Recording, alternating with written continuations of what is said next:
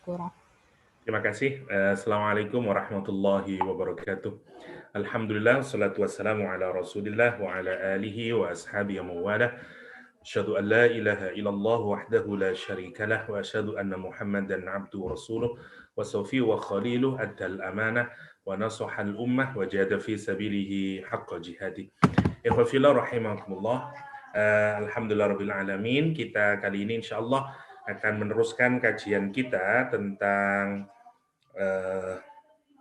surah Ali Imran. Kita sampai di ayat yang ke-40 berapa terakhir ya? Lupa saya. Sebentar saya lihat sini sampai di ayat yang 46. ke-48. Oh, Pak. 48 ya. 48. Wa yu'allimuhumul kitaba wal hikmata wat taurata wal injil. Oke. Sekedar untuk recap sedikit, jadi ada hal yang penting untuk diingat-ingatannya, sekedar untuk mengingat. Satu, bahwa kisah kita ini sekuennya kalau kita urutkan menarik ya. Jadi dari Nabi Zakaria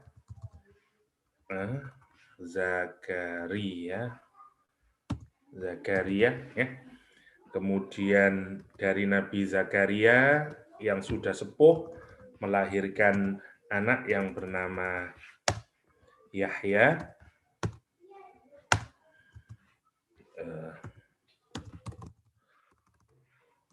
Yahya alaihissalam. Ya. Kemudian disusul dengan kisahnya Maryam. Dokter? Ya. Kita baru sampai 46 nih, dokter. Enggak 48 enggak? 46 apa? 46, dokter. Kalau dalam catatan Kak Halah. 46, coba ntar berarti bukan ini dong. Oke, 46 berarti masih di 12. Wa minas sholihin. Sebentar. Yang 47 tu kita belum detailkan lagi rasanya.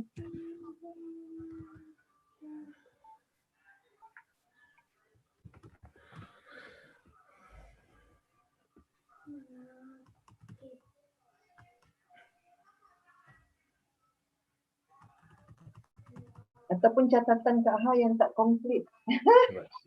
Sebentar. Betul, sampai ayat 46. 47 tu kita tak sempat nak habiskan. Tak sempat kan? 47. Kiranya hari ni 47 lah. 46 wa yukallimun nasa fil mahdi wa kahla minas salihin. 47-nya mana 47 ini? Terakhir sini karakter wajihan, seterusnya wa yukallimun nasa itu sama masih 46. 47-nya mana? Bentar. Wa yukallimun nas 46 terakhir kemarin. 47-nya qala rabbi. Oh ini. Ya. Oke. Screen-nya nampak? Nampak, dokter? Oke. Alhamdulillah.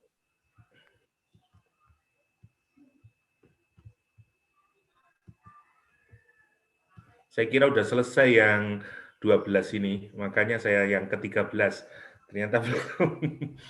Oke, sebentar kan. 18. Oke.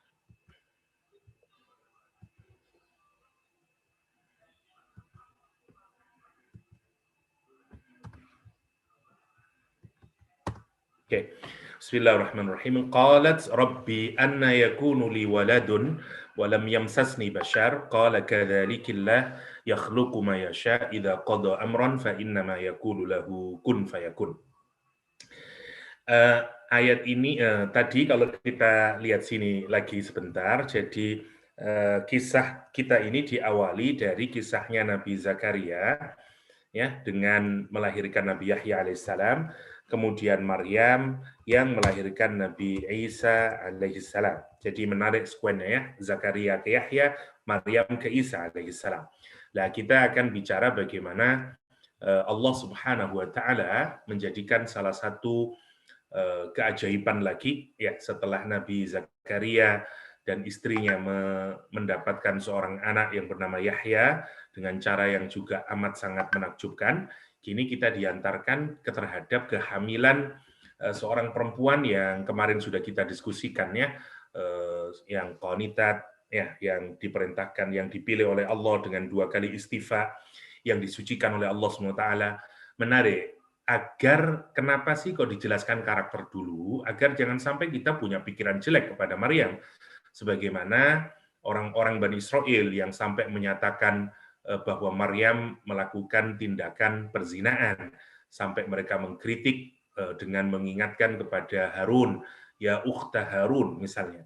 Nah, Quran itu selalu menarik sebelum mengantarkan cerita tentang kehamilannya, mengabarkan tentang kehamilannya Maryam, kita sudah didahului dengan karakternya Maryam dulu. Istifa 2 kali, tadhir pensucian, tidak hanya zahir, batinnya juga disucikan, dipilih oleh Allah Subhanahu wa taala, mengalahkan seluruh wanita, sehingga cara pandang kita tidak akan keliru. Seakan-akan itu menjadi menjadi margin kita untuk melihat apapun saja tentang Maryam, atau sebagai rujukan kita.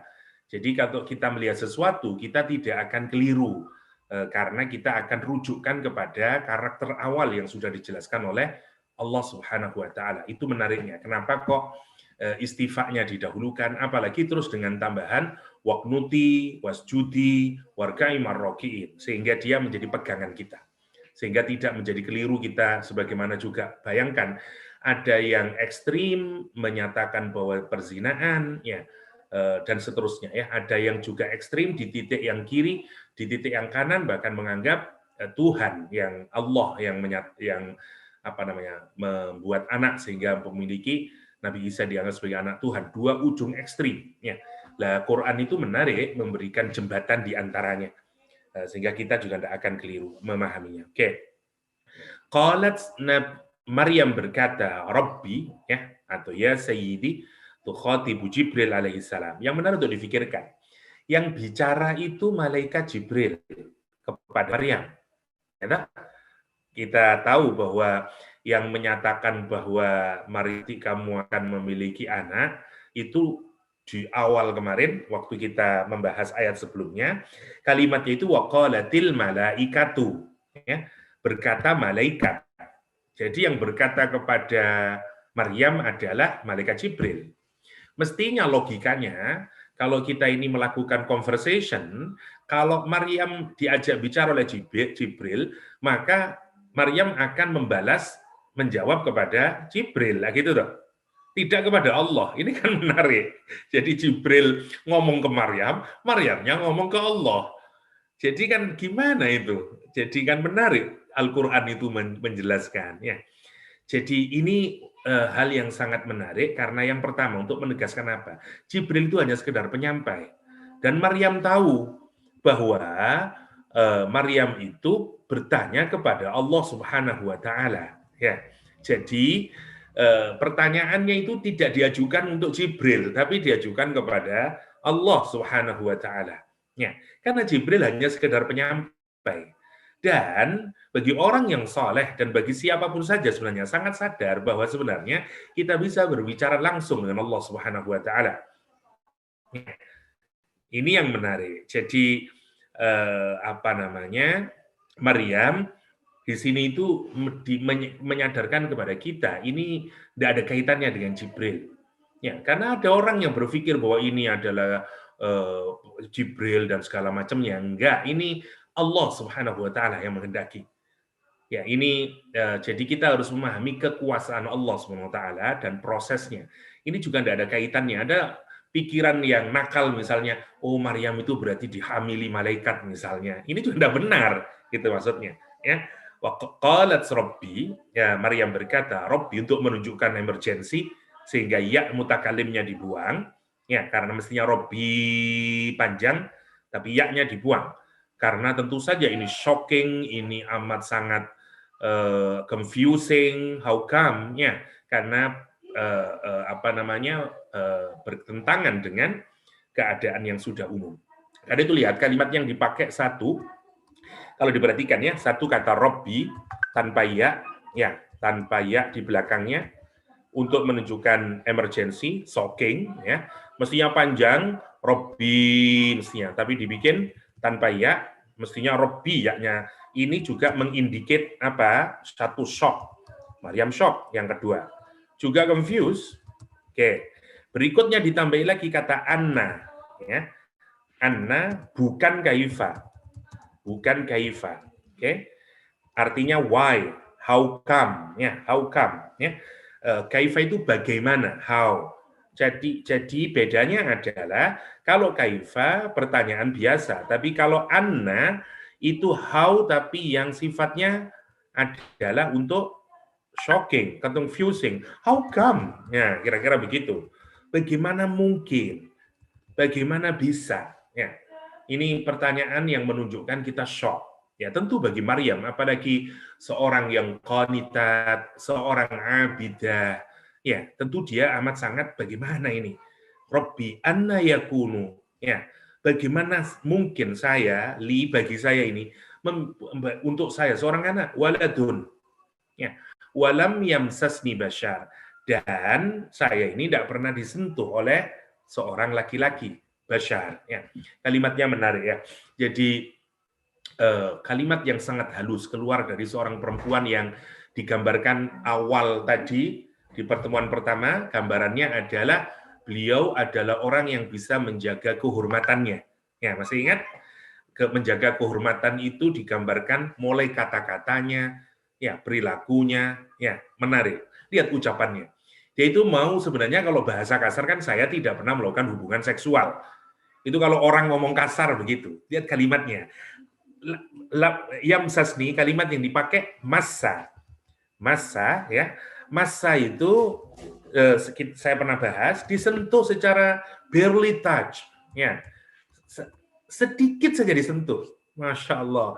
Lam yamsasni, saya tidak pernah even barely touch. Dan kalimat yang dipakai adalah bashar.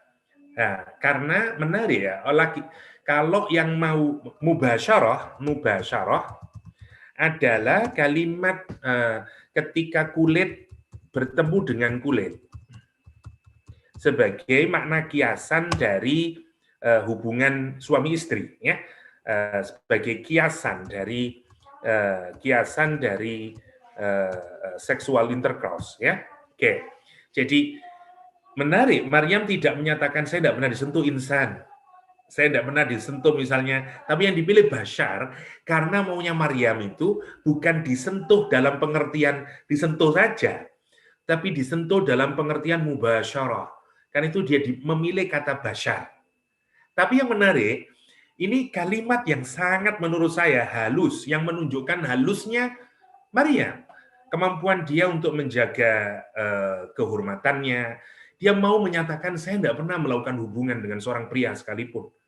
Tetapi dengan menggunakan kalimat yang menurut saya super keren, bagus, dan sudah ngerti maksudnya. Jadi dia menggunakan kalimat kiasan untuk menunjukkan saya tidak pernah melakukan hubungan seksual. Tapi dia menyatakan saya tidak pernah even barely touch bayi seorang laki-laki dalam pengertian bukan laki-laki menyentuh biasa, tapi melakukan mubasyarah. Mubasyarah. Itu kalimat Maryam. Dari sini bagi orang yang senang dengan urusan kebahasaan, ini sudah bisa ngerti dia. Dia orang yang menjaga kehormatannya. Dari kalimatnya saja udah kelihatan. Ya, walam yamsasni bashar, walam yamsasni bashar. Ya. Dan pertanyaannya sekarang, kenapa ini dipertanyakan? Apa berarti Maryam kurang iman? Enggak, ya. Tentu saja ini sesuatu yang sangat normal. Sekali lagi gini ya. Kita ini jangan melihat orang yang soleh, orang yang dekat dengan Allah, sampai pada batas di luar kemanusiaan. Karena nanti dia tidak bisa jadi teladan. Ya, kita ini kadang-kadang melihat orang yang dekat sama Allah itu tidak pernah marah, bahkan kayaknya tidak makan, tidak minum, tidak melakukan pernikahan. Jadi kita menempatkan mereka bahkan seperti superhuman, which is wrong dalam agama Islam. Jadi orang soleh itu tetap he or she still human being, normal human being.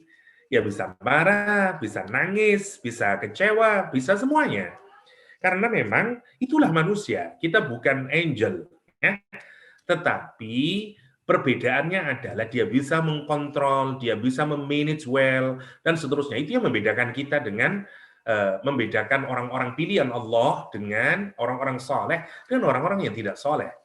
Jadi dalam Islam itu menarik menurut saya, tetap still normal. Jadi bayangan kita kan mungkin orang soleh itu tidak akan mungkin bertanya sama Allah. No, bertanya dia, anna yakunu li ghulamun wa lam yamsasni bashar. Pertanyaan yang sangat wajar menunjukkan dia tetap a human being. Wajar dong seorang perempuan, apalagi dia yang gini ya. Kalau orang itu tidak menjaga kehormatannya, mungkin itu is not big issue menjadi hamil itu. Ya, orang yang bersentuhan dengan laki-laki diberitahu you akan hamil, ya I know, mungkin akan begitu dia. Tapi bagi orang yang menjaga kehormatan, that's a big issue. Ya, karena itu tentu saja dia shock. Justru kalau Maryam tidak shock, itu yang kita, what? Berarti Maryam tidak normal dong misalnya.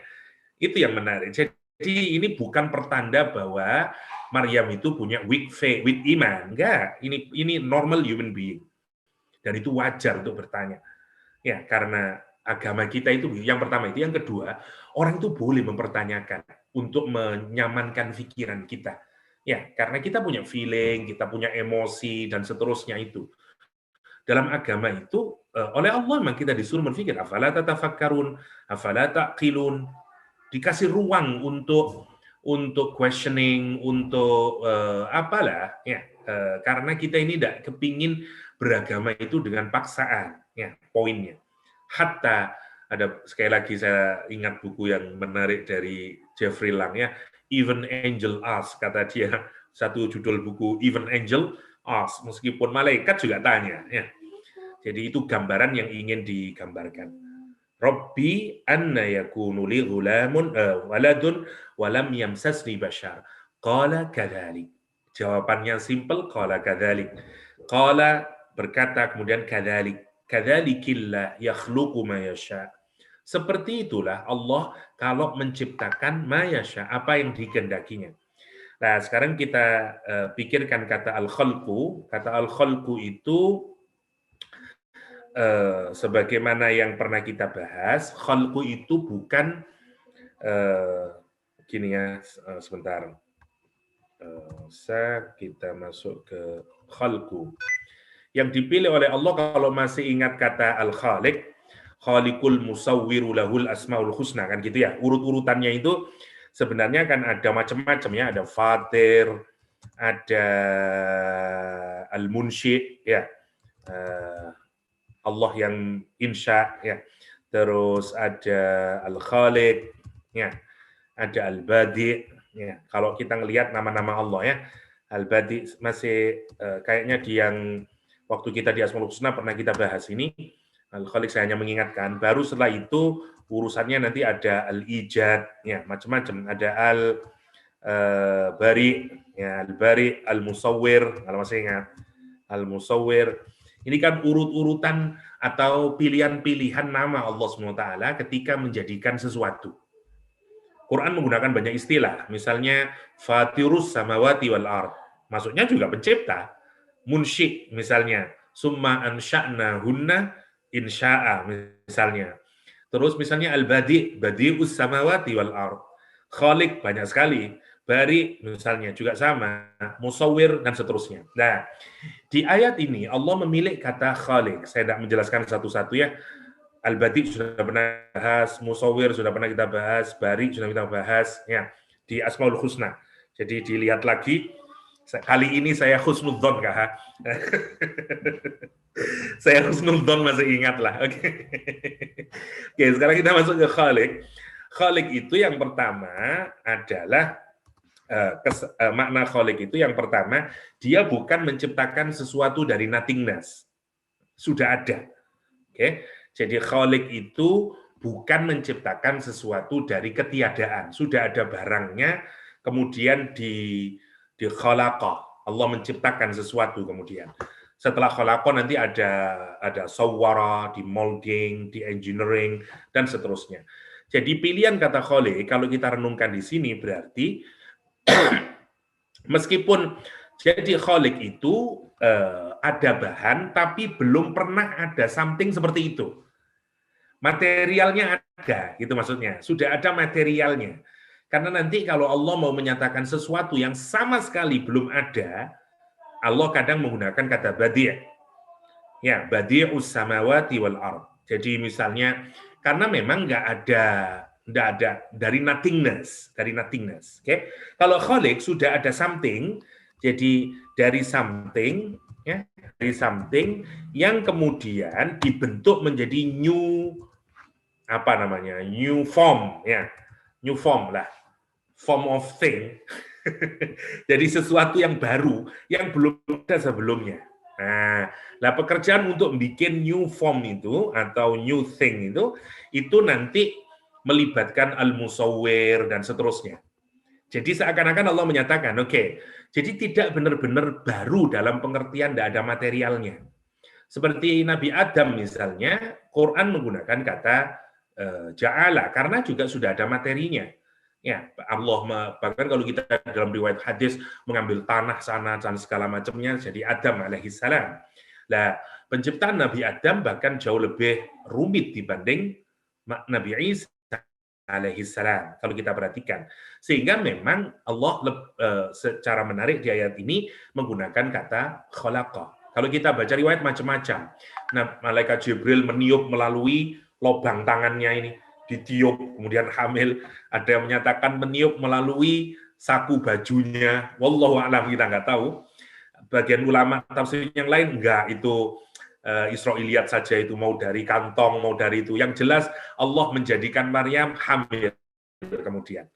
Ada menyatakan hamilnya 6 bulan. Ada menyatakan hamilnya 8-9 bulan. Dan Maryam at that time itu berusia roughly kata para mufassir sekitar 16 tahun. Ya tentu saja bayangkan seorang anak 16 years old, ya tentu saja shocking lah.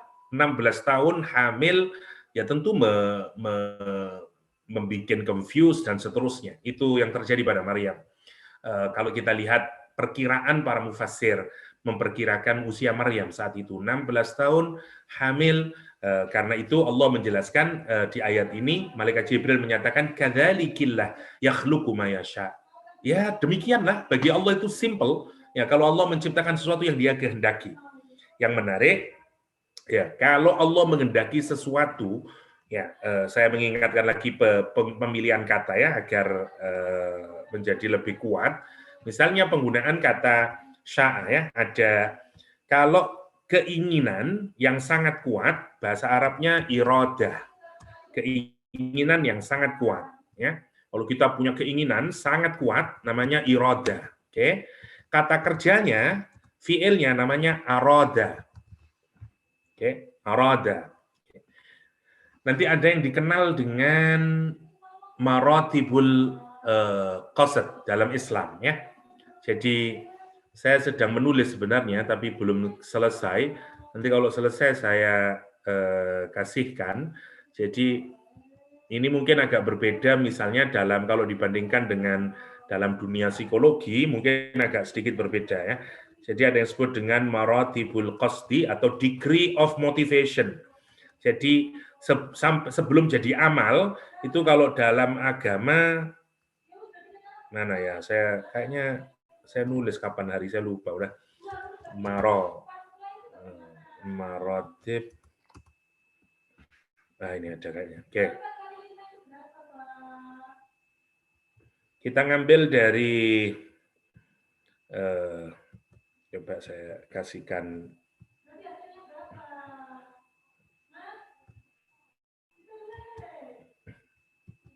Oke.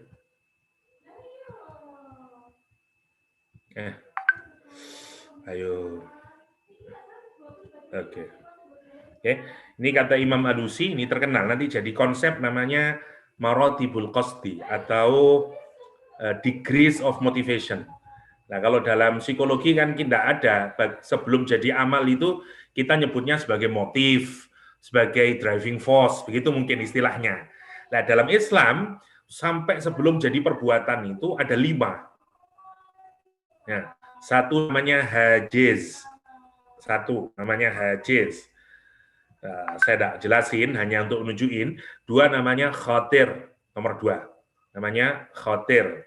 Yang ketiga namanya hadithun nafas. Namanya hadithun nafas. Jadi jiwa kita sudah berbicara karena punya keinginan. Terus yang keempat namanya ham atau himmah. Namanya ham atau himmah. Selanjutnya menjadi azam. Ya, sudah saat kita sudah berazam karena sangat kuat sudah keinginannya, baru kemudian akan menjadi amal. Ya, setelah itu baru menjadi al-amal. Siwal akhir fihi al-akhdu. Udah, sekarang sudah jadi perbuatan sebelum jadi 5 ini. Jadi ada 1, 2, 3, 4, 5 yang disebut dengan degrees of motivation dalam agama itu. Nah, itu menarik nanti kapan jadi hajiz, mulai dari mana, terus khotir, terus hadisun nafas, terus ham, terus azam. Ya, Quran menggunakan istilah ini semuanya ini. Azam, ham, ada semuanya ya. Lah, ada juga yang disebut dengan iroda. Nah, namanya aroda. Orangnya disebut kata kerjanya ini, ya, verbnya disebut aroda. Pelakunya, subjeknya disebut dengan murid. Ya. Orang yang menghendakinya, yang punya kehendak, namanya, jangan keras, murid. Masuk ke dalam bahasa Melayu, ya. Jadi murid-murid, nah, masuk dalam bahasa kita. Maksudnya orang yang memiliki kehendak. Kehendak untuk apa? Untuk mendapatkan ilmu. Karena itu disebut dengan murid. Punya iradah. Jadi menarik, kalau kita itu disebut dengan murid, mestinya kita akan serius untuk mengkaji ilmu. Kenapa? You have iradah. Kan bagaimana orang disebut murid kok bisa lazy itu? Itu menarik. Begitu kita ganti student, beda sudah. Student mungkin karena dia mau study, kayak begitu. Tapi disebut murid, someone who has iradah. Ya, jadi itu yang menarik. Oke. Nah, yang lain namanya syai'un. Syai'un. Oke. Syai'un itu something. Kalau iradah itu masih abstrak. Ya, kita punya keinginan, we want something, tapi sangat ingin dalam pikiran kita, tapi dia masih abstrak. Sifatnya abstrak. Tapi kalau yang kita inginkan itu seakan-akan sudah wujud menjadi something. Sudah bukan abstrak lagi. Sudah something, namanya syai'un. Karena itu kita sebut syai'un itu biasanya kita terjemahkan dengan something. Ya, dengan something. Apa tadi ini? Oke. Jadi kata kerjanya namanya sya'a. Sya'a ya, sya'a ya. Faman sya'a falyakfur, faman sya'a falyu'min, verbnya. Oke. Subjeknya adalah, nah itu yang disebut dengan Quran menggunakan, sekarang perhatikan kalimatnya, yakhluqu ma yasha. Yasha menggunakan sya'a, yasha'u, yasha dari kata ini. Jadi Allah itu, ini sekarang kita menunjukkan, Allah itu bukan menunjukkan dia punya irada, dia sudah sya'a. Ini sudah pasti terjadi, gitu. Keinginan yang sudah pasti karena tinggal dimaterialisasikan, dan bahkan pilihan katanya itu adalah syai'un ya di dalamnya. Itu yang disebut dengan sya'a ya, sya'a. Jadi kadzalika Allah yakhluqu ma yasha. Allah kalau menghendaki something ya udah pasti jadi. Nah, gini. Dan Allah itu tidak butuh apa-apa sebenarnya di dalam menjadikan apapun, ya. Maka lihat, sekarang kemudian dijelaskan bagaimana proses dari Allah Al-Khaliq, ya, Allah Al-Khaliq itu bagaimana sih menjadikan syai'un itu, ya. Khaliq itu kan menciptakan, barangnya disebut dengan syai'un, ya, karena menjadi something, menjadi sesuatu, ya. Caranya bagaimana? Idza qada amron, apabila sudah qada, ya, dari kata qadi. Qadi artinya judge.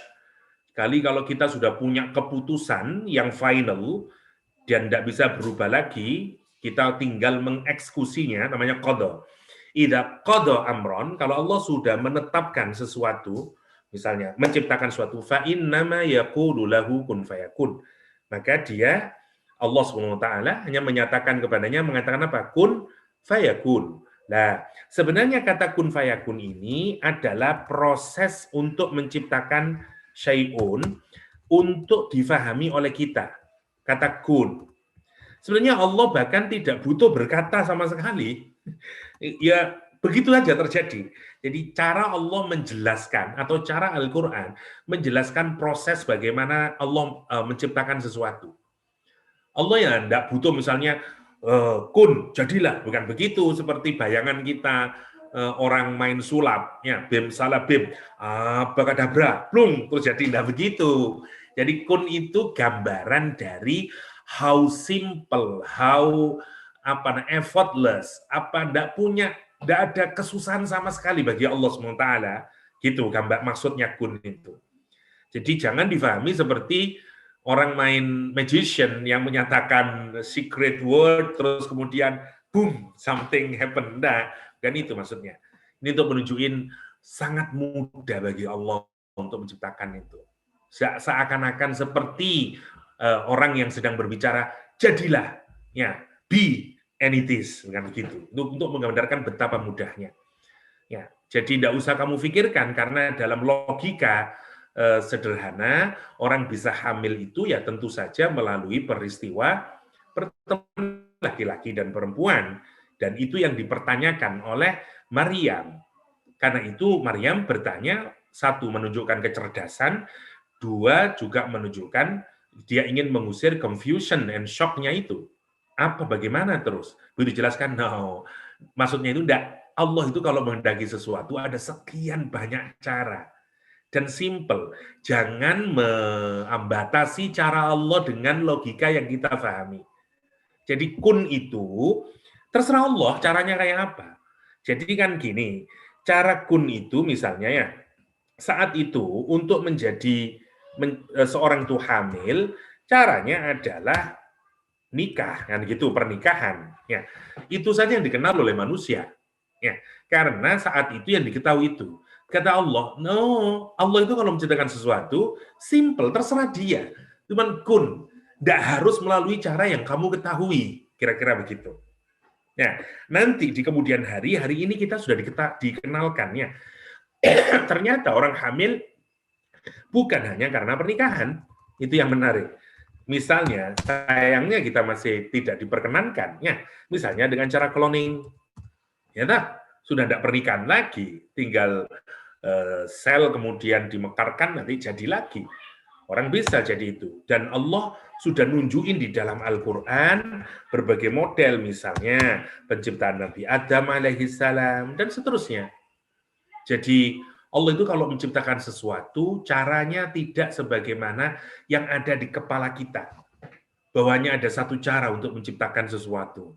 Tidak seperti itu. Jangan membatasi perbuatan Allah dengan pengetahuan kita. Gitu maksudnya.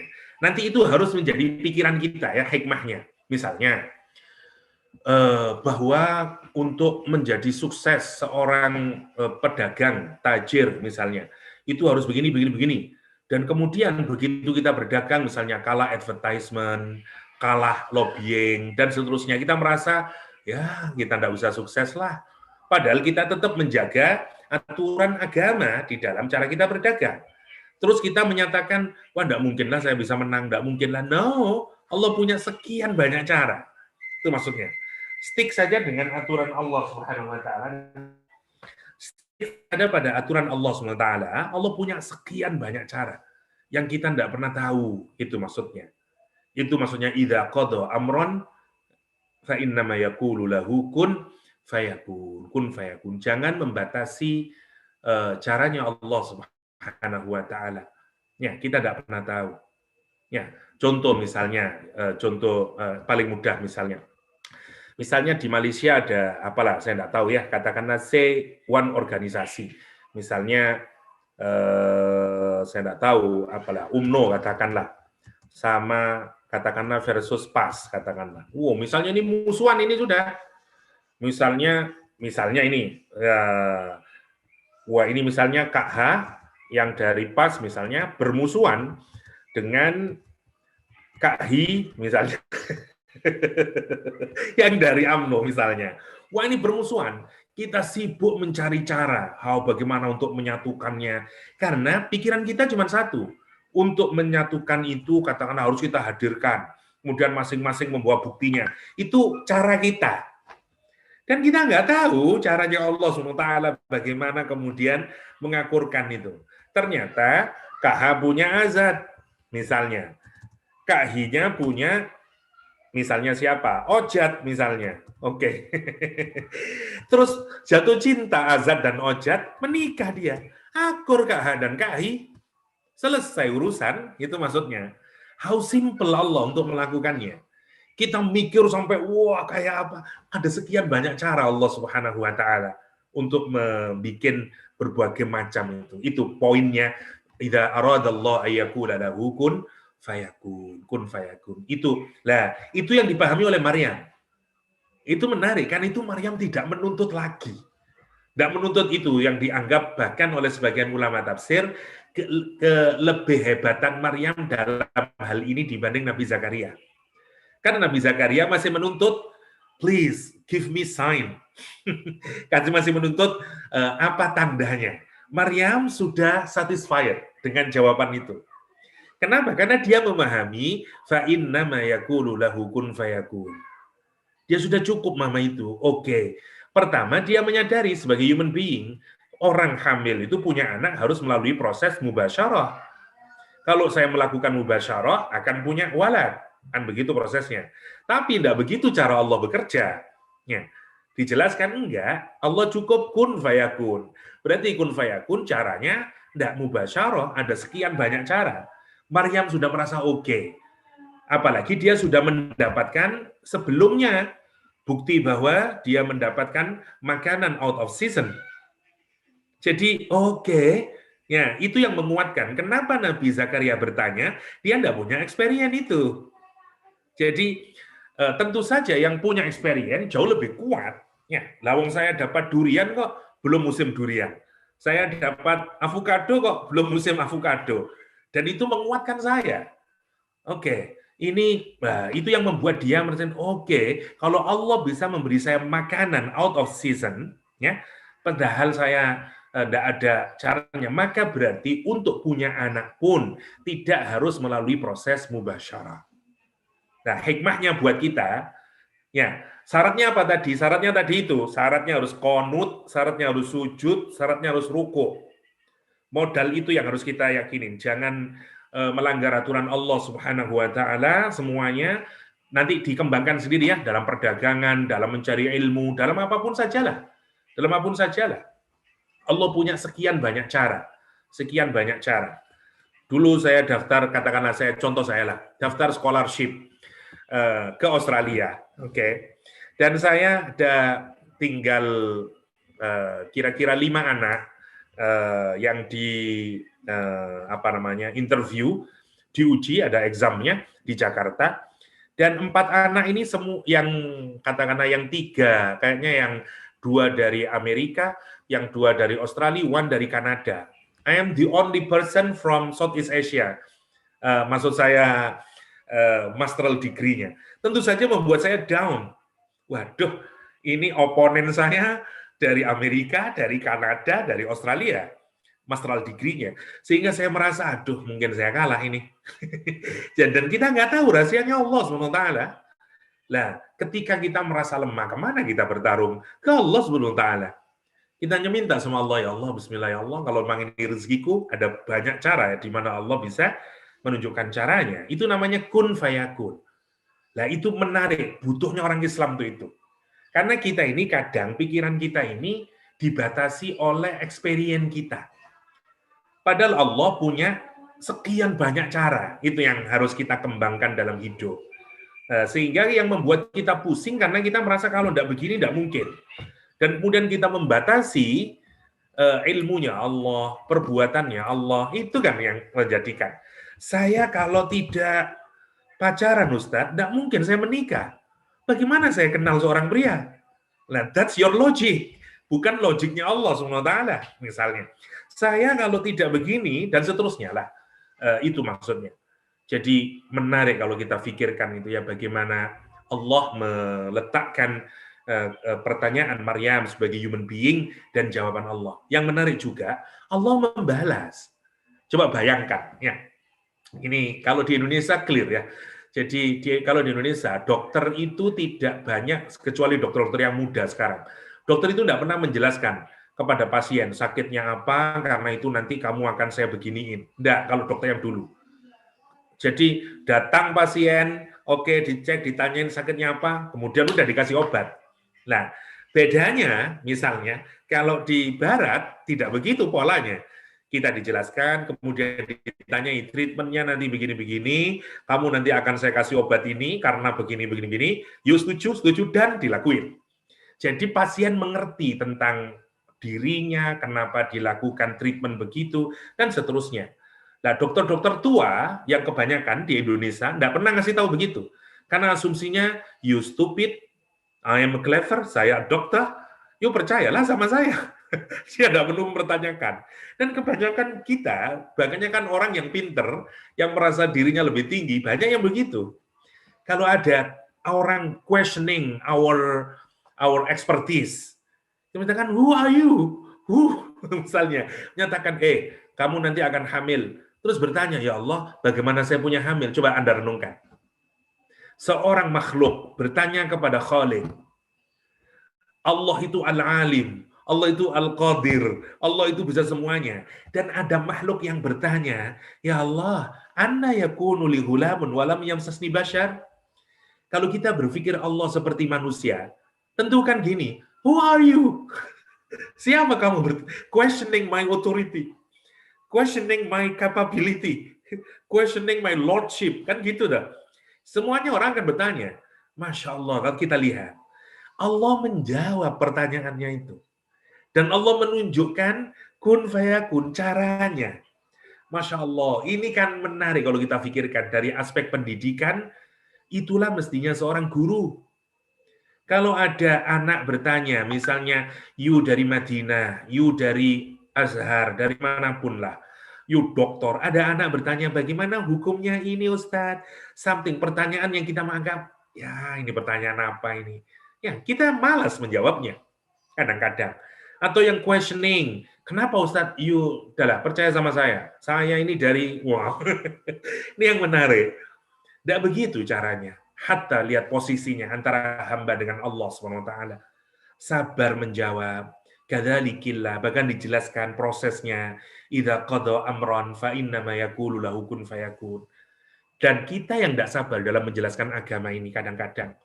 Ketika anak kita questioning, kenapa Allah itu begini, kenapa Nabi Muhammad begini, kenapa dalam Islam begini, kita yang tidak menjawab. Jawaban kita berhenti cuma di sini.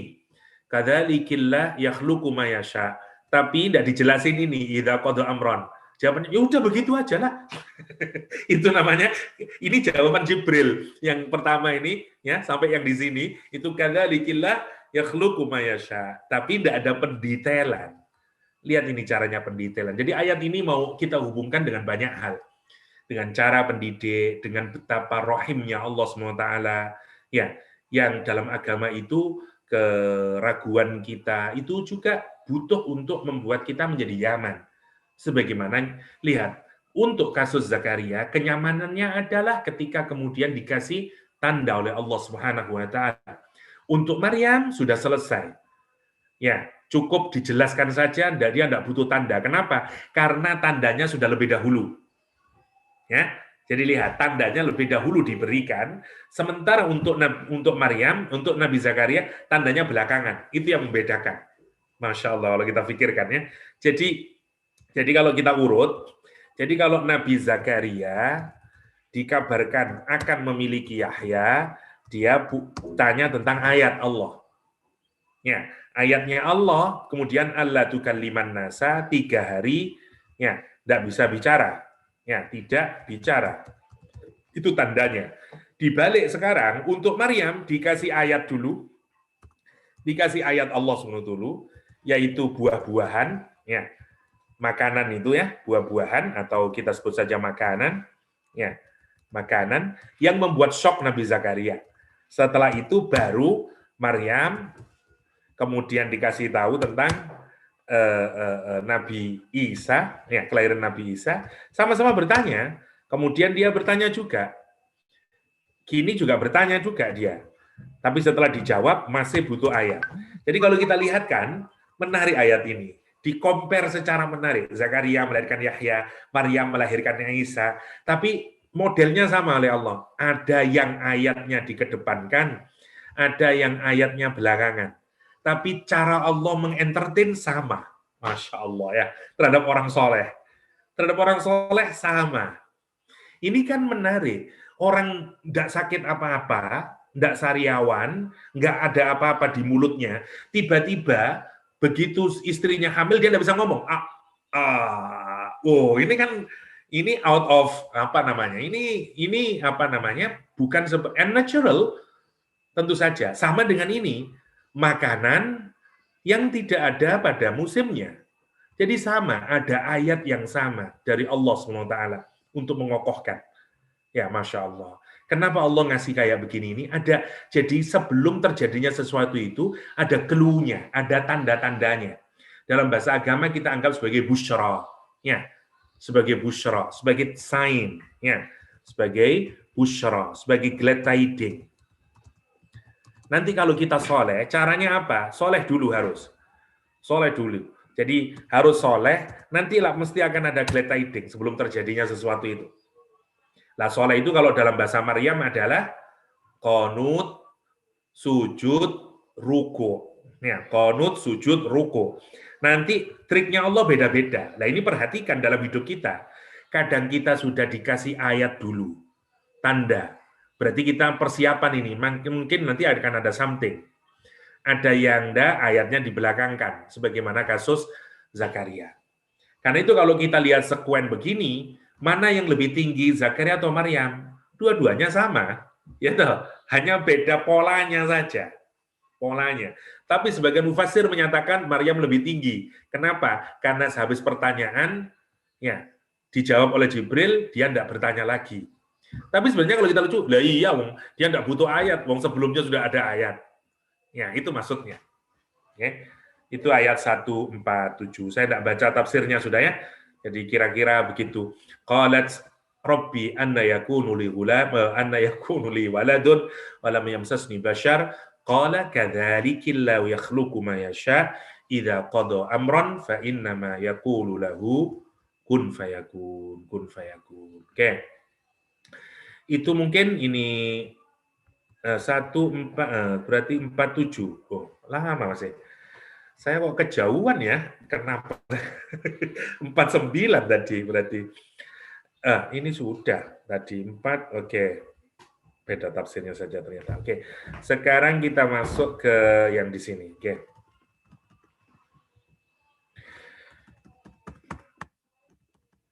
Oke, ada tambahan beberapa hal ya. Satu tambahan untuk Nabi Isa. Kemarin rekapnya ya. Jadi ini yang kemarin direkap, nanti saya benarin dulu, karena itu belum saya kirim, tak benarin dulu. Misalnya, untuk Nabi, nama Al-Masih dulu, kata Al-Isa, Isa dianggap bahasa Ibrani, ya, Ibrani. Kalau dalam bahasa Arabnya sebenarnya adalah, kalau dalam bahasa Arab, Yusa. Ya. Jadi, kalau dalam bahasa Isa itu dalam Ibrani, Yusa dalam bahasa Arab. Wallahu a'lam. Jadi ada yang menamakan begitu. Gelarnya disebut dengan Al-Masih. Para ulama membedakan maknanya dari dua hal. Kalau diambil dari kata masaha, ya masaha, ya, atau mengurapi atau mengusap, ya, mengurapi atau mengusap, masaha. Oh ini ada ini. Ya.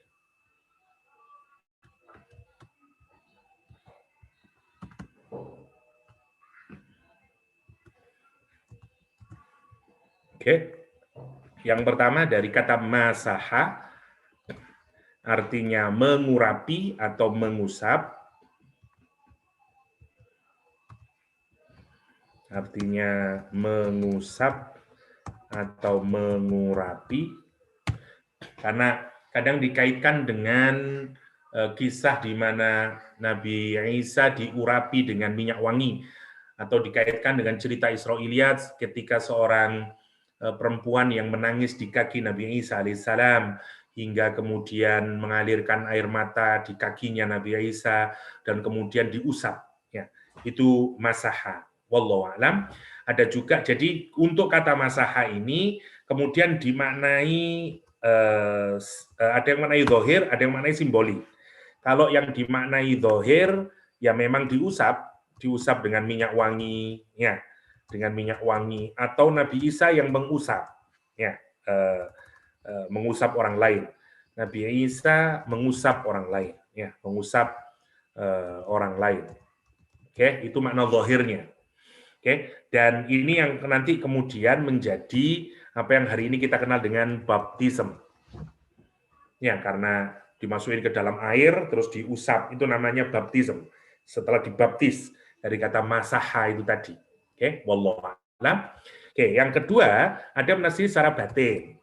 Kalau secara batini, ya batiniyah, oke, zahiron sama zahiriyah, ya, jadi ada yang menafsiri secara zahiriyah, ada yang secara batiniyah.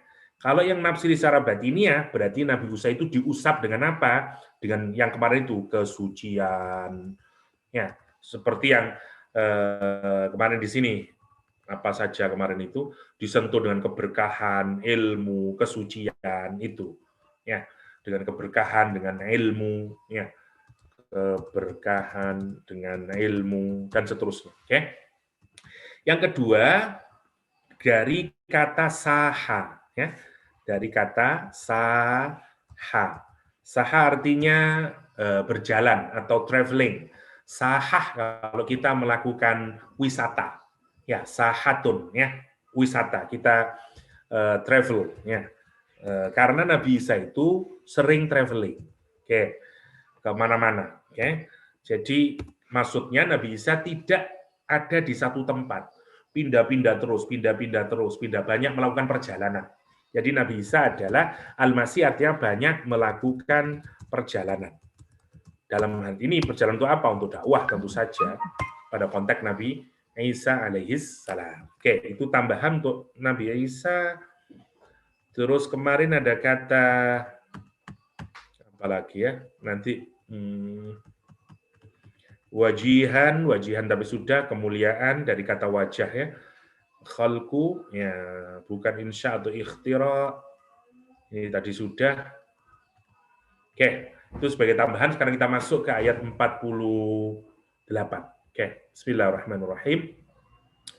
Wa yu'allimuhumul kitaba wal hikmata wat taurata wal injil. Sekarang itu udah ganti dengan ibu yang sangat menakjubkan itu, ya.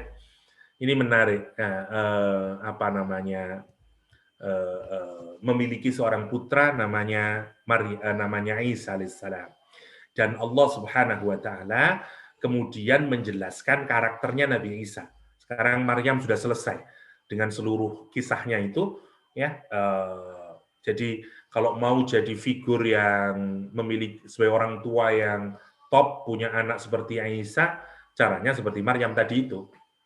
Ya, jadi qunut, sujud, ruku, ya, wah, apa, pokoknya dari mbahnya, bahkan dari grandma-nya, dari grandma baru dan seterusnya itu, ya.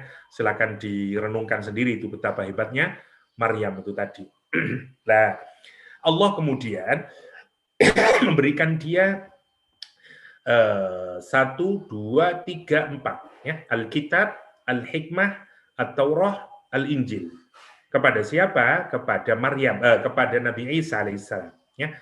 Ini lanjutan dikaitkan dengan kata yang wayubashiru. Ya. Dari kalimat yang sebelumnya dikasih kabar gembira. Ya. Kalau sekarang kita renungkan, yang pertama dikasih jadi wayu'allimu dari kata allama. Ya. Jadi ada alima, kalau kita memberi tahu, ya, sekali saja namanya alima. Oke, kalau allama dikasih double berarti memberitahu banyak kali, dengan banyak kali. Ya, karena memberitahu yang banyak kali, maka kita artikan dengan mengajar. Nah, itu.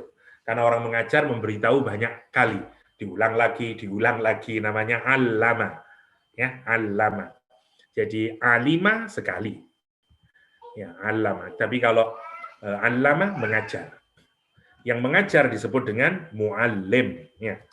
Muallim, yang diajar disebut dengan muta'allim. Oke.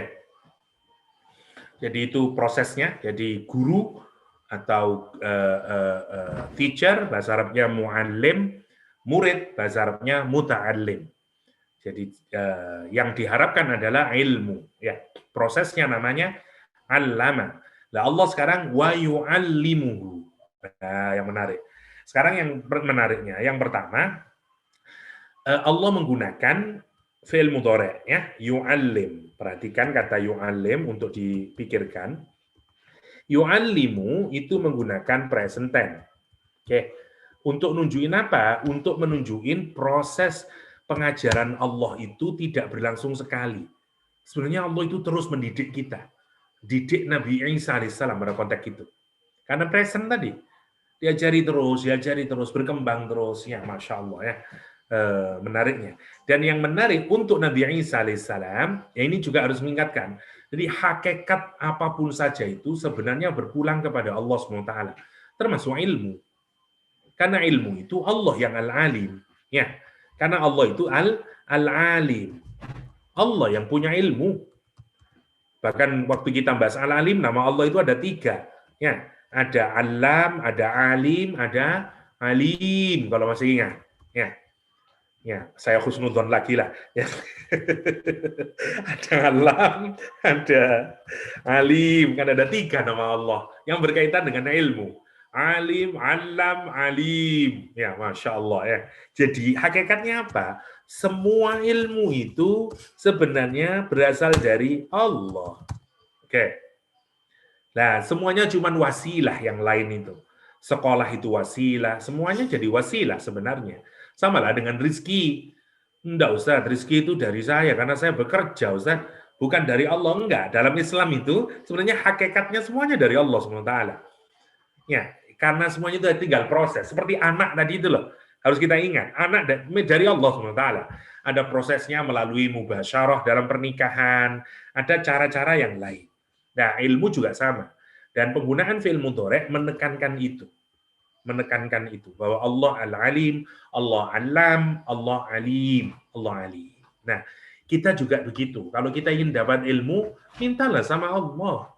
Setelah itu baru ikhtiar. Karena yang ngasih ilmu itu Allah Subhanahu wa taala. Itu poin sentralnya ya. Oke. Allah ngasih apa? Jadi ini juga penting buat kita kemudian pendidikan kita itu apa prioritasnya. Ya, proses taklim itu kemudian taklim atau pembelajaran ya. Taklim ini proses belajarnya ya. Pembelajaran itu. Nah, apa dulu yang dilakukan kalau kita ngikutin Nabi Isa? Yang pertama Alkitab. Oke. Yang kedua al-hikmah. Yang ketiga at-Taurah. Yang keempat al-Injil. Oke, kalau pada konteks Nabi Isa alaihissalam. Kita lihat apakah nanti ini bisa kita ambil hikmahnya 3 pendidikan ini kita lihat ya. Oke, kita lihat dulu dari yang pertama Alkitab. Alkitab ini kalau kita buka tafsir hampir semuanya merujuk kepada baca tulis. Ya, pengenalan pertama, Alkitabah wal khat. Tulisan, menulis ya. Misalnya tafsir Qurtubi misalnya menjelaskan makna Alkitab di sini adalah Alkitabah wal khat. Tulisan, belajar baca tulis. Ya, yang pertama.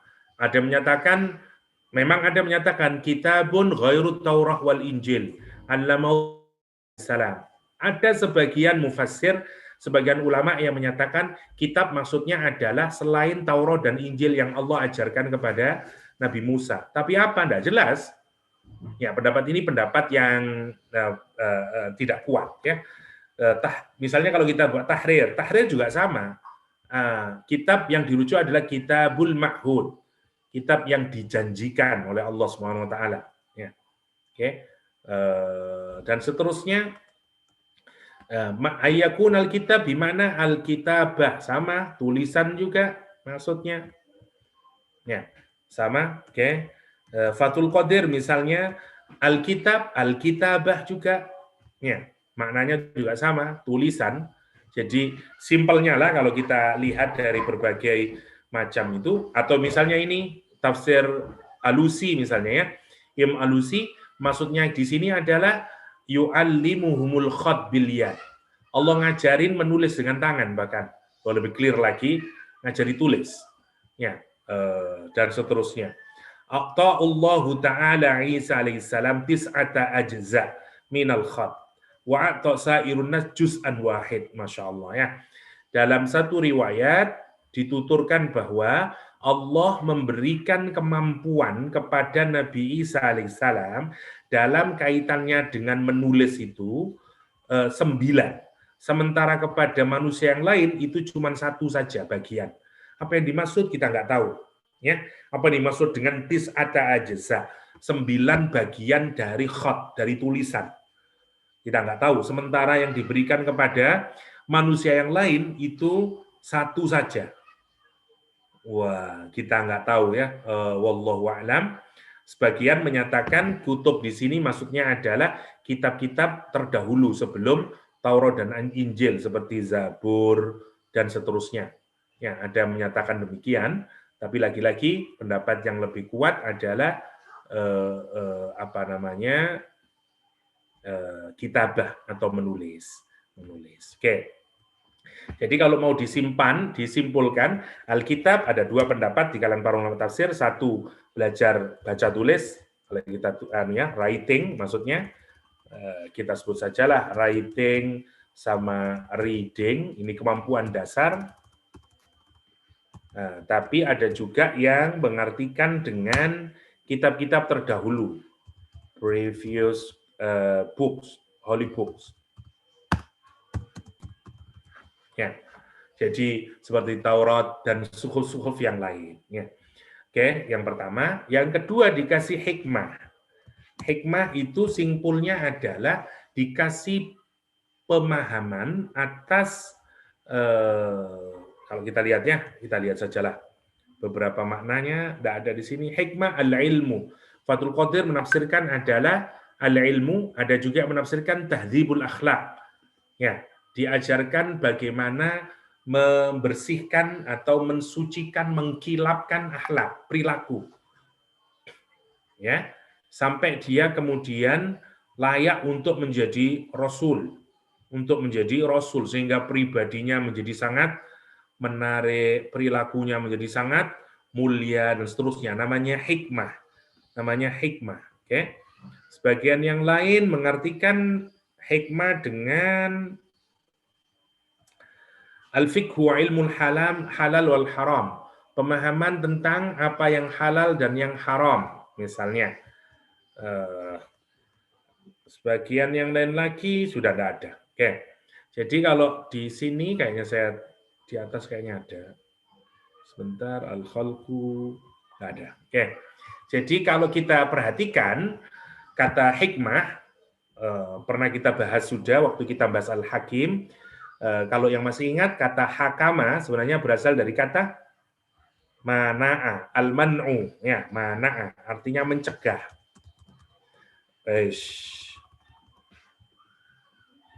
Artinya mencegah. Jadi gini, misalnya tali kekangnya kuda, karena kuda itu kalau berjalan terus nanti bisa masuk ke dalam jurang, maka dia punya kendali.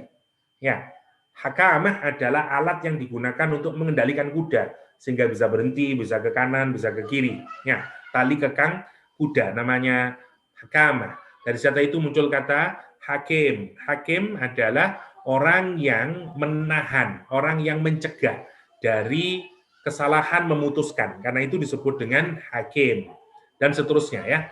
Nah, hikmah adalah demikian, orang menjadi memutuskan sesuatu menjadi benar, dia terhindar dari kesalahan, terhindar dari kecerobohan dan seterusnya.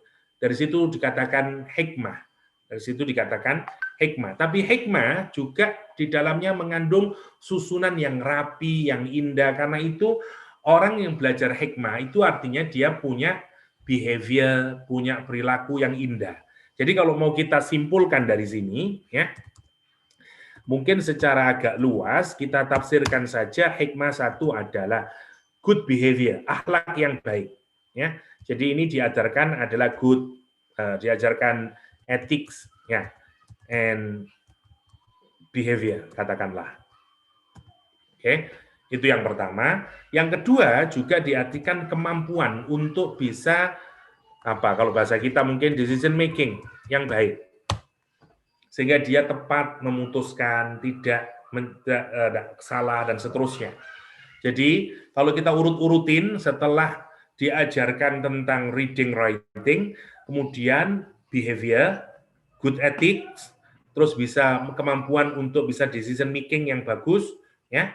Karena itu hikmah artinya bergabungnya antara ilmu dengan, karena itu misalnya sebagai mufasir tadi halal dan haram dan seterusnya itu bagian dari hikmah, bagian dari decision making, ya. Karena orang kalau punya ilmu terus kemudian sesuai perilakunya dengan ilmunya disebut dengan hakim, hikmah, karena dia kemudian bisa memutuskan sesuai dengan ilmu yang dia miliki. Mau keluar nggak, Adik? Ya, harus keluar. Nggak mau.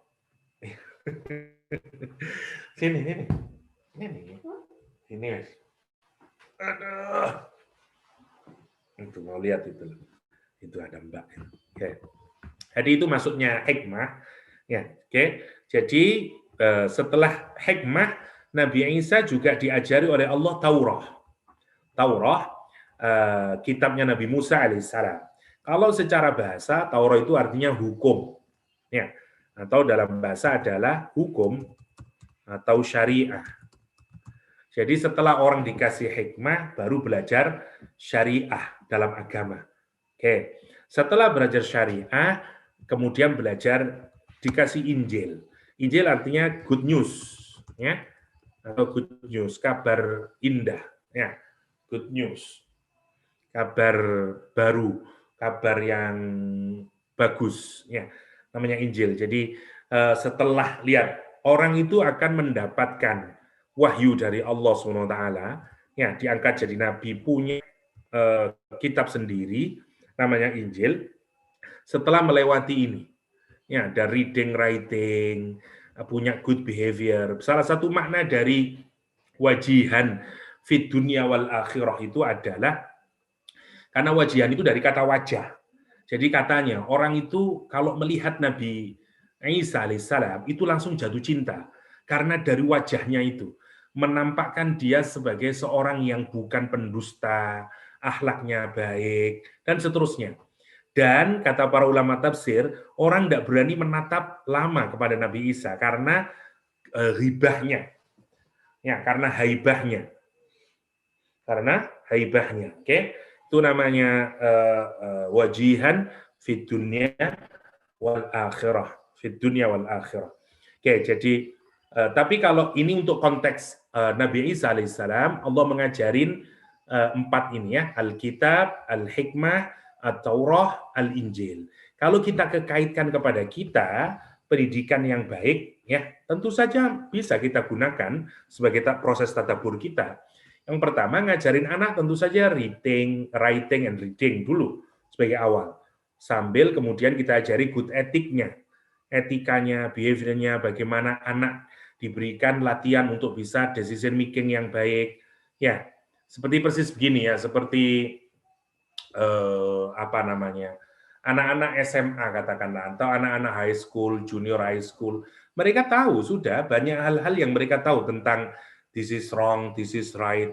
Tapi apa kelemahan dari anak-anak katakanlah usia junior high school atau usia high school adalah ketiadaan kemampuan untuk memiliki decision making yang baik.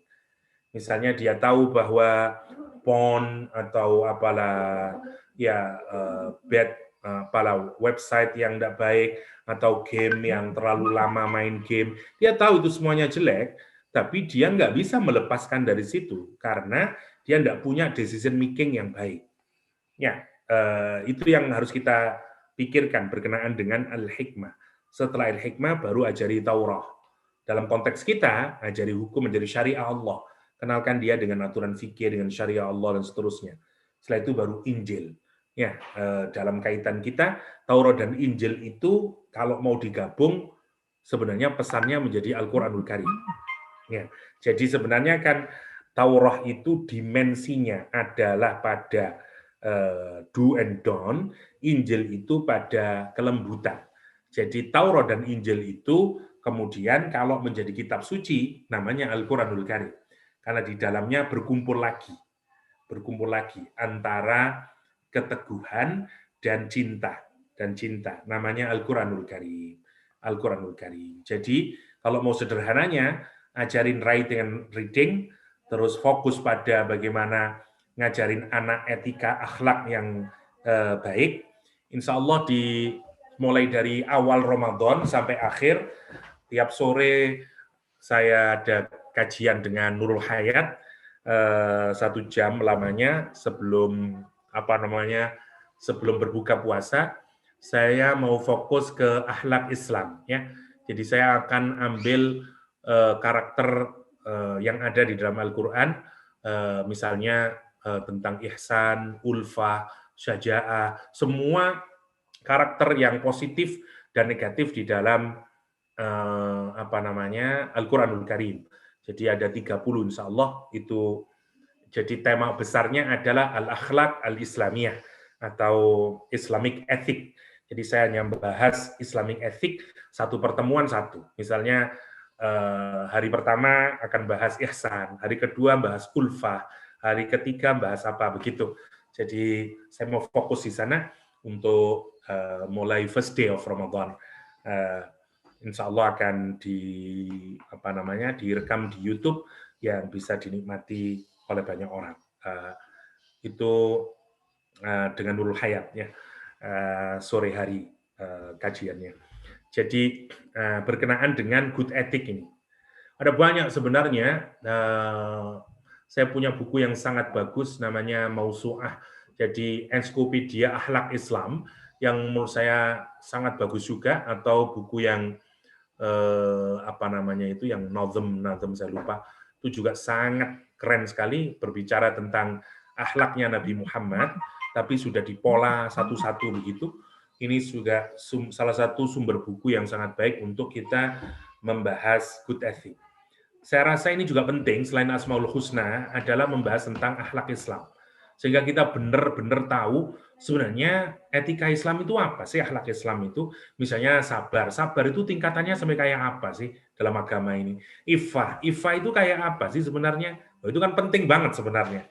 Jadi kadang-kadang kita kurang mendalami benar, sehingga muncul istilah-istilah misalnya di masyarakat, ya sabar kan ada batasnya misalnya. Karena kita tidak membahas misalnya beberapa karakter itu dari perspektif yang benar, dari bagaimana Quran menjelaskannya, bagaimana hadis, dan seterusnya.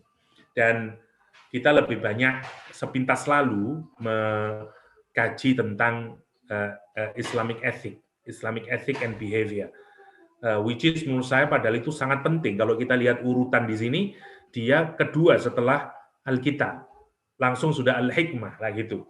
Kalau kita ngikutin makna Al-Hikmah adalah good ethic and kemampuan decision making, itu mestinya yang juga harus dikaji. Ya, semoga nanti juga saya ada kesempatan untuk misalnya kalau Kak H mensetujui, selain setelah Asmaul Husna mungkin akhlak Islam itu penting untuk kita kaji. Ya, kadang-kadang hal-hal yang nampaknya kita sudah tahu ternyata begitu didalami, we only have superficial knowledge on that. Ya, oke.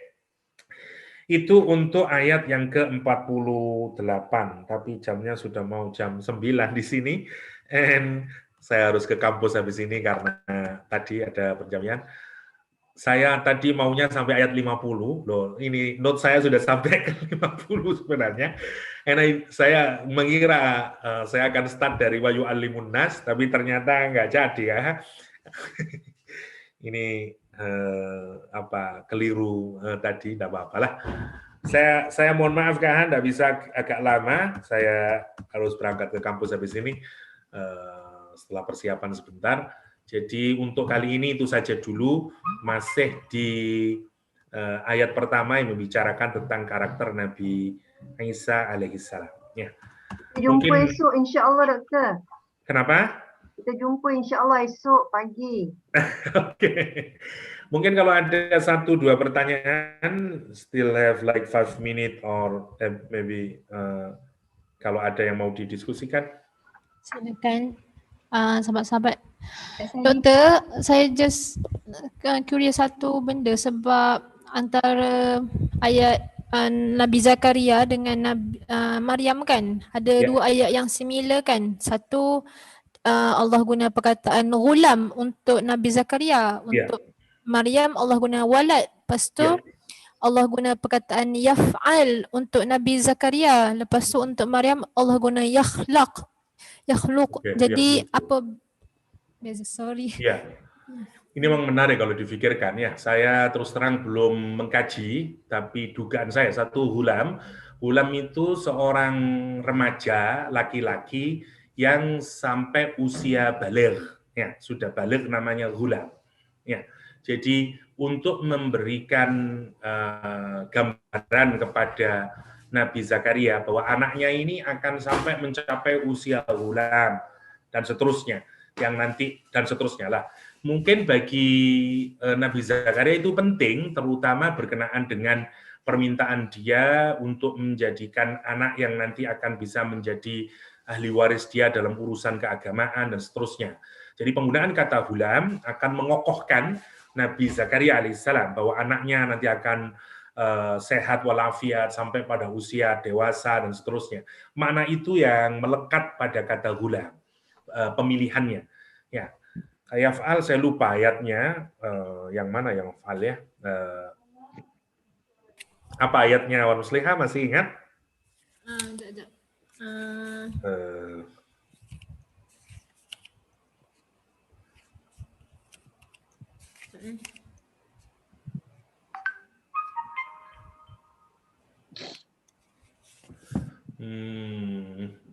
Apa ya? Qala kadzalika Allah yaf'ani ayat 40. Qala kadzalika Allah yaf'alu ma yasha. Ya. Benar. Kalau di ayat yang ke-40 Allah Subhanahu wa taala menggunakan kata fi'il ya. Sementara untuk Nabi Isa alaihissalam Allah menggunakan kata yakhluqu ma yasha. Tentu saja lihat, kalau kita lihat proses terjadinya Nabi Yahya dan Nabi Isa adalah melalui proses yang berbeda. Ya. Jadi Nabi Yahya dan Nabi Yahya melalui proses, wallahu alam, meskipun tidak dijelaskan oleh Al-Quranul Karim, tetapi karena dia punya istri, punya suami, ya prosesnya tentu saja dalam pikiran kita adalah ya mubasyarah. Wallahu a'lam, Ustaz. Kan tidak mungkin, Ustaz sudah sepuh, kita tidak tahu ya, tidak punya pemahaman kita tentang hal tersebut. Tapi kalau kita perhatikan kalimatnya itu adalah menunjukkan 2 proses yang berbeda. Untuk Nabi Yahya yang dilakukan oleh Allah adalah yaf'al, perbuatannya, fa'ala, melakukan saja. Ya, jadi sebagai sebuah kalimat yang mungkin jauh lebih mudah gambarannya ya. Kalau mau kita compare dengan yakhluqu.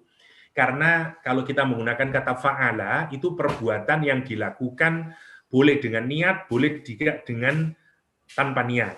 Atau perbuatan yang sudah biasa sekali terjadi sampai seakan-akan kita tidak merasakan sesuatu perbuatan tersebut sebagai perbuatan yang memang kita lakukan butuh preparation dan seterusnya, seperti breathing, walking, dan seterusnya, karena sudah menjadi habit, sudah menjadi kebiasaan. Ya, karena itu misalnya breathing itu fi'il, ya, atau karena sudah biasa. Jadi Allah mungkin menunjukkan untuk menjadikan Yahya itu jauh lebih easier, simpler than creating Isa alaihissalam. Karena itu yang dipakai yaf'al. Good point menurut saya, Mas Lukma, saya tidak kepikiran membedakan itu. Which is good point. Ya, jadi memang itu penting untuk ditadaburi. Insya Allah nanti saya lihatkan lagi kalau ada pembicaraan mufassir, kenapa yang satu yaf'alu, yang satu yakhluqu. Tapi setidaknya kita bisa melihat untuk yakhluqu pasti menunjukkan sesuatu yang lebih rumit dibanding yaf'alu. Tetapi kerumitan itu kita melihatnya dari aspek bahasa, tidak dalam kekuasaan Allah SWT. Bagi Allah tetap kun fayakun, mudah sekali.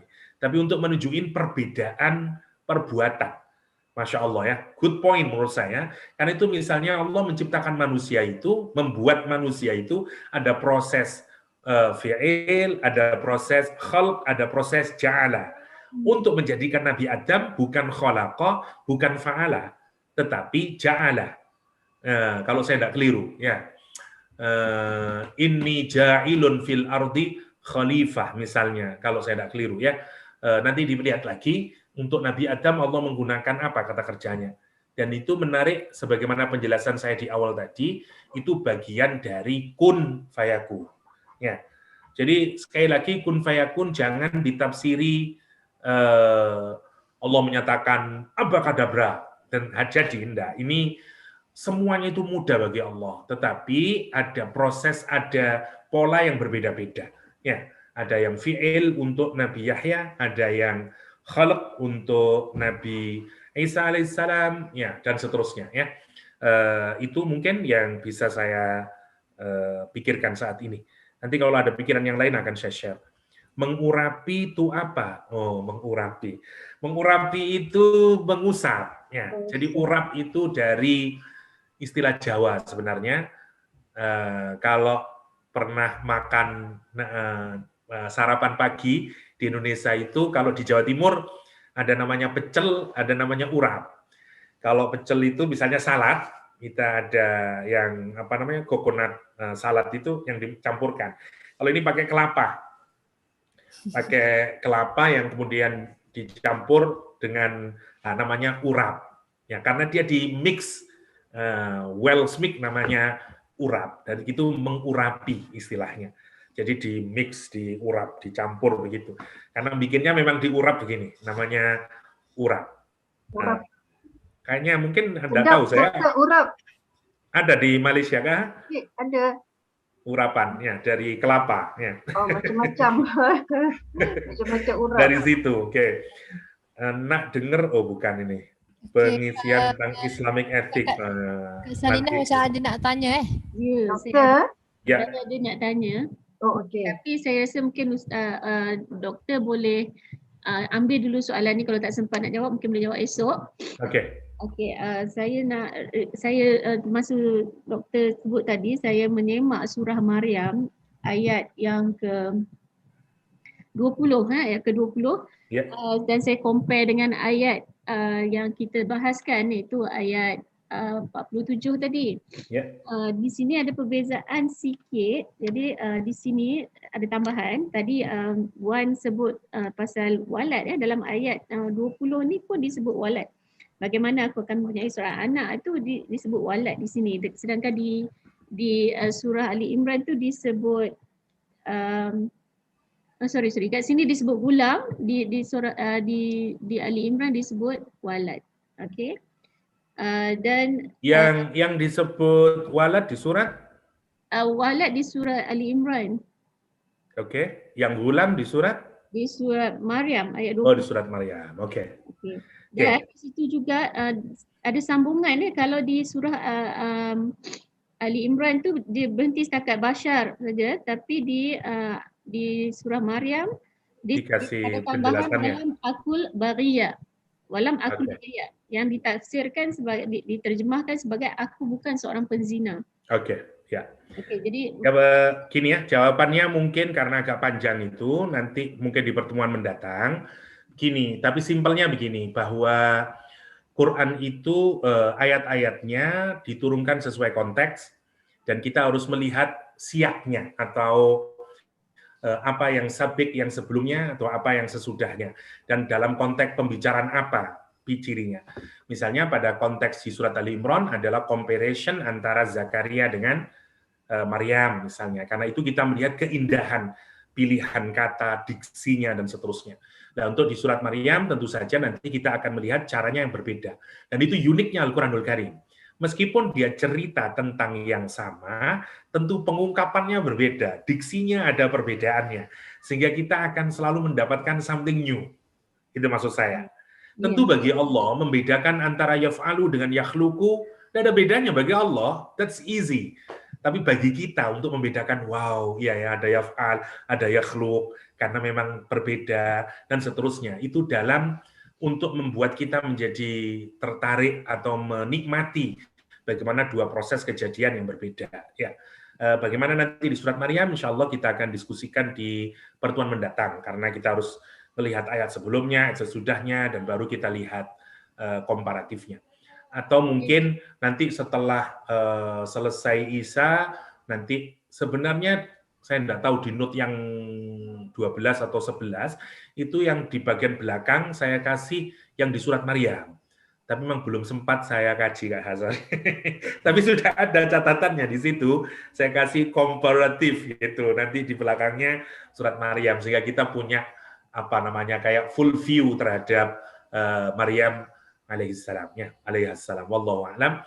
Mohon maaf, Mpok Salina, Mpok jadi keliru, orang Betawi jadinya, Puan Salina. Nanti insya Allah akan kita diskusikan mendatangnya, karena I have to leave, sorry.